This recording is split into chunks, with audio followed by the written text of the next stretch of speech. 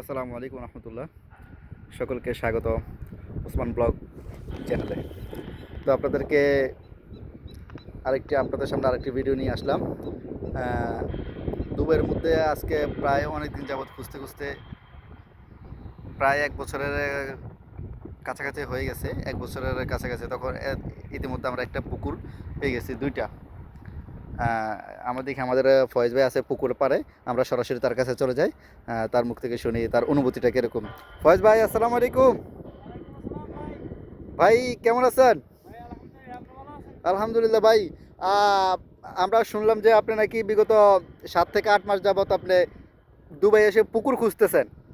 পু- ভাই আইসি তো এখানে মনে করেন না 3 লাখ 3.5 লাখ টাকা খরচ করে আইসি। এখন মনে করেন না সারাদিন যে আমাদের একটা জেলখানা আছে না, এটা জেলখানার মতো লাগতেছে। মানে বাসায় থাকতে থাকতে জেল খেলার মতো হয়ে গেছে। আসলে গ্রামগঞ্জে যারা বসবাস করে তারা উন্মুক্তভাবে বসবাস করে, তারা তাদের যেখানে মনে চায় ওখানে চলে যায়।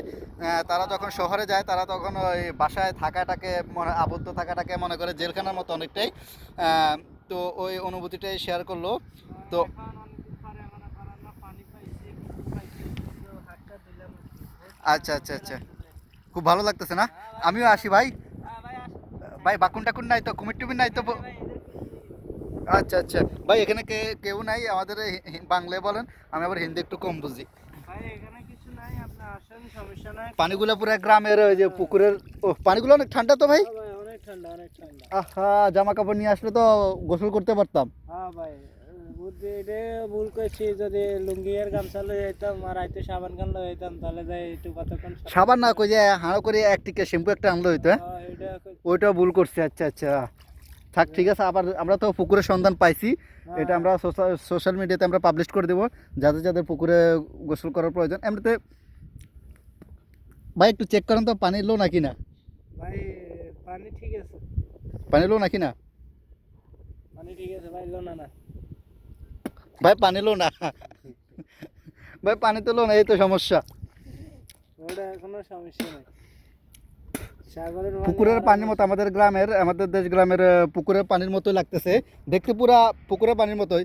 বাট সমস্যা একটা লো না। আমি চেক করছি, আমি নিজে চেক করছি। এটা একটু ছোট পুকুর, এটা হচ্ছে ছোট পুকুর, আর এটি হচ্ছে বড় পুকুর। আর ওটা হচ্ছে বিশাল। কোনটা ফিশারি? ও, ওই আপনাদেরকে প্রথমে একটা ভিডিও দেখাইলাম না, ওই ছাদের থেকে, ওটার উপর থেকে আমি ভিডিও করছিলাম। ওটা থেকে সুন্দর মতো দেখা যায়, আসলে দূর থেকে দেখা যায় এটা অনেক নিচা। যখন এটার কাছে আসার পরে দেখা যায় এটা অনেক উঁচা।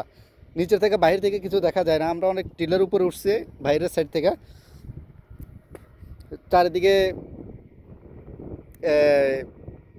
তার কাটা দিয়ে ঘেরাও করা আছে, ঢোকার কোনো, প্রবেশ করার কোনো রাস্তা নেই। এই এটার মধ্যে আপনাদেরকে দেখাইছি উপর থেকে যে ভিডিওটা করছি, ওটার মধ্যে দেখা যায় কি ভিতরে পানি।